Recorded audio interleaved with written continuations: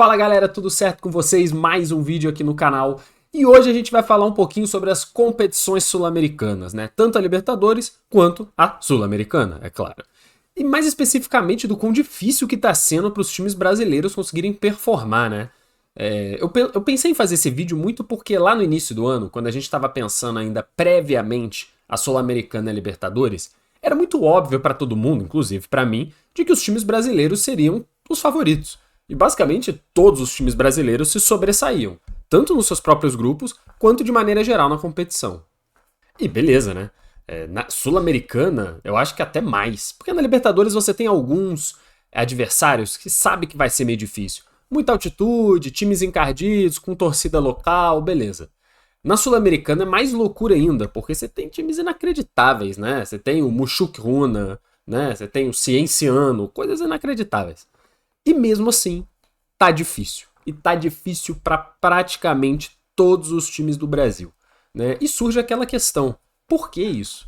Né? Os times brasileiros, de maneira geral, né, têm uma folha salarial muito maior do que seus adversários, tem uma estrutura muito superior ao dos seus adversários, tem um nível de competitividade no ano muito maior também, então, na teoria, tá mais acostumado a jogos mais difíceis, e mesmo assim, tem muita dificuldade de performar quando vai jogar contra times inferiores. E isso desde, sei lá, o Vitória tá tendo dificuldade, o Cruzeiro tá tendo dificuldade, o Flamengo tá tendo dificuldade, o Inter, o Bahia, todo mundo tá sofrendo. O Botafogo, a não ser o Palmeiras, que eu acho que sofre um pouco menos, mas ainda assim não está jogando bem, na minha opinião. Tem os resultados, mas também não tá jogando bem. Tá todo mundo sofrendo. Era pra tá muito mais simples. Em casa, 3-0, 2-0. Fora de casa, pô, beleza, às vezes empata, putz, beleza, mas devia estar ganhando, devia ter uma porcentagem de vitória de uns 80%. E não é isso que a gente vê, né? Nessa última rodada que teve, se eu não me engano, tiveram 2 ou 3 times brasileiros que venceram. O Flamengo empatou, o Grêmio empatou, o Inter empatou, né? O Botafogo perdeu. Tivemos aí a vitória, beleza, do Palmeiras, do Bahia, do São Paulo. Mas de maneira geral, tá meio complicado. Dando uma passadinha rápida aqui, só pra gente ver a situação dos clubes, né? Pra ilustrar isso um pouco melhor. Porque nem sempre a gente sabe de todos, né? O Botafogo aqui no grupo A tá muito encrencado, depois de 3 rodadas, portanto, metade da fase de grupos, né? É esse o ponto. O Botafogo tá encrencado, cara. Tem 3 pontos em 3 jogos, né? Tá? E é 3 pontos de se classificar em segundo. Muito difícil a situação. Não é irreversível, mas é muito difícil. O Flamengo tem 4 pontos. Também tá fora dos 2 primeiros. Quase que inacreditável, né? Se você parar pra pensar. O São Paulo está numa situação um pouco mais confortável, mas ainda assim, 7 pontos.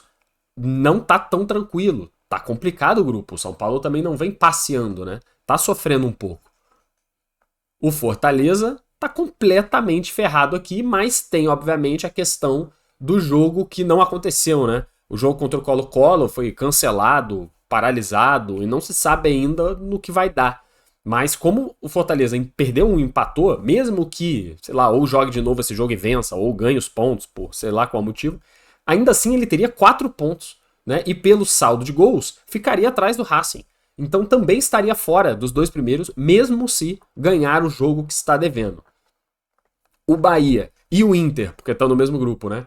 Estão mais ok, mas também não tá tão simples assim. É o próximo jogo, Atlético Nacional e Inter, pra mim define o grupo. Se o Inter vence, ele abre, tanto ele quanto o Bahia vão abrir muita vantagem e vão estar bem tranquilos. Se o Atlético vence, o Atlético Nacional, complica a vida de todo mundo aqui de novo. Então também não tá simples.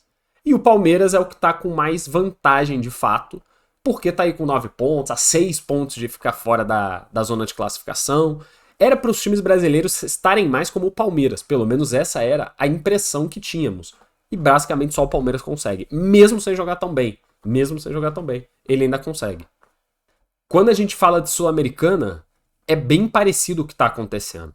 Você vê aqui, o primeiro time é o Vitória, que tem 2 pontos em 3 jogos. Ok, que o Vitória não é um time de grande expressão hoje no futebol de elite do Brasil.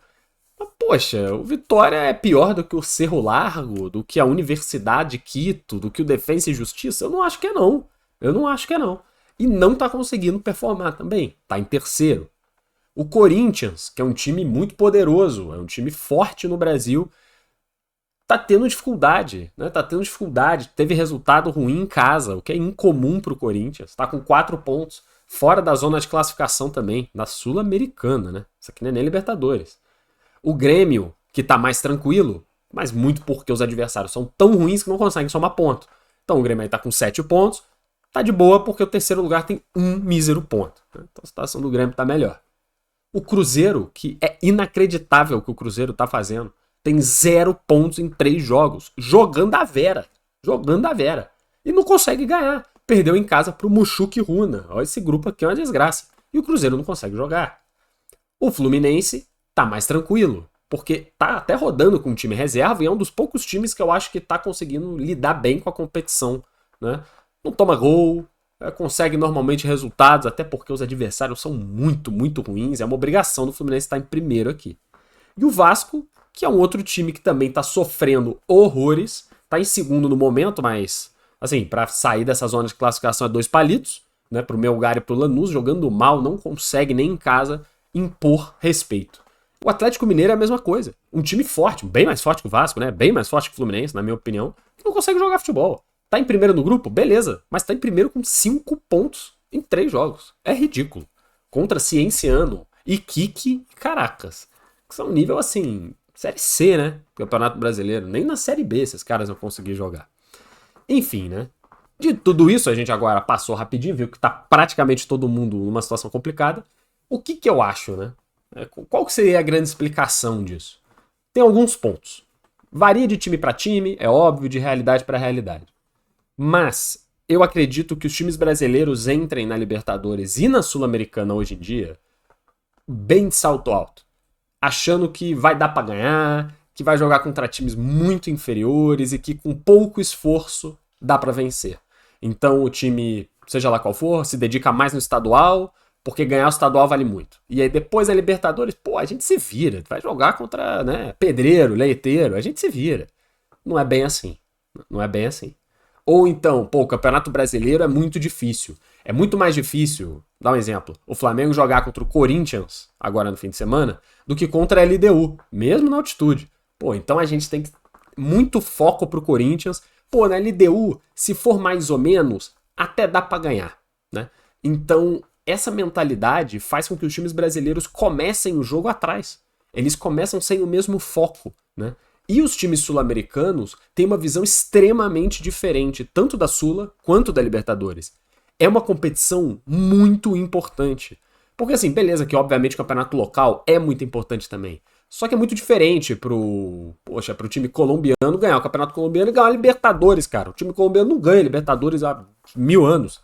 Então vale muito, o jogo é muito focado, os jogadores vão preparados, os caras às vezes estão há 15 dias pensando nesse jogo, porque muda a realidade de um time menor, como sei lá, o Mushuc Runa, né? Ou pode trazer um ano de glória para um time como, por exemplo, a LDU, né? E ganhar o Campeonato Equatoriano eu não acho que vai trazer isso, porque eles ganham muito lá e tal, muito mais, tem muito menos competição. Então esse foco, essa vontade de jogo a jogo, os times brasileiros não têm na fase de grupos. Só vão ter quando começa o mata-mata. E ainda assim, se não pegar um adversário fraco nas oitavas de final. Porque de vez em quando também você já tá ali, não tá muito afim, fora de casa joga pra um 0x0, quem sabe em casa a gente ganha. Na Sul-Americana a gente vê muito isso. Os grupos são tão ruins que os times mandam até os reservas jogarem. O Fluminense nem o Renato Gaúcho viajou pro jogo. Então, se parar pra pensar, é meio bizarro, né? Mas é isso aí. Os times brasileiros lidam dessa forma com a competição. Só começa a valer de verdade mais pra frente. Só que no início, você não ter a performance vai minar o trabalho. Vai minar o trabalho do treinador, vai ter pressão pro time, e isso acaba reverberando no Campeonato Brasileiro, em uma Copa do Brasil, seja lá o que for. Eu não concordo com essa visão. Eu compreendo que é realmente uma diferença muito grande e que o Flamengo, o Palmeiras, o Botafogo, a 70%, tem que se classificar na fase de grupos. Hoje em dia. Isso é fato, tem que ser.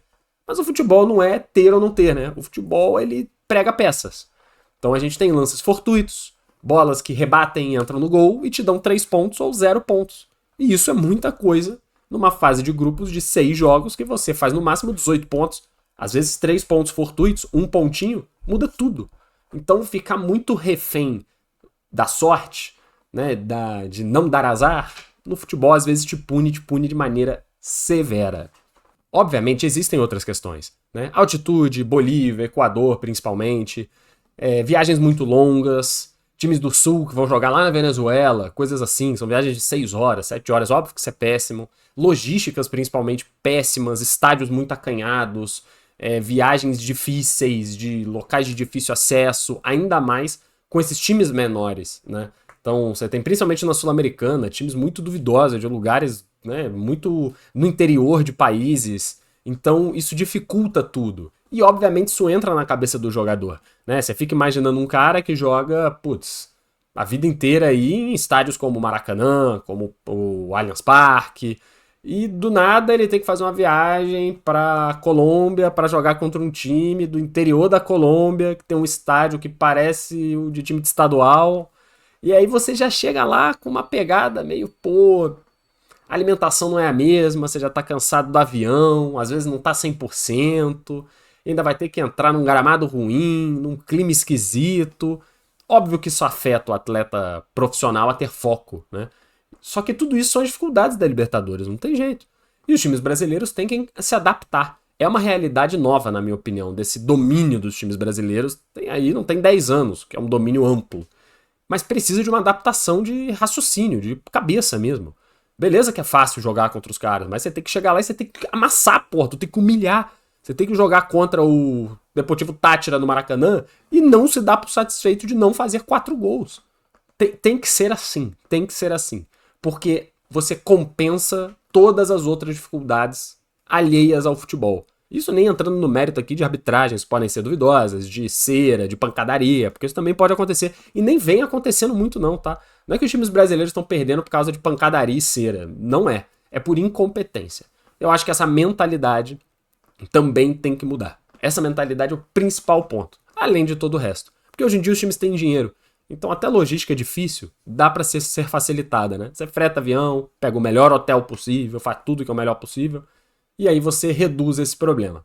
Mas eu ainda acho que a mentalidade dos times não tá correta. E de maneira geral, os times vão passar, os brasileiros, né? Eles vão conseguir se classificar.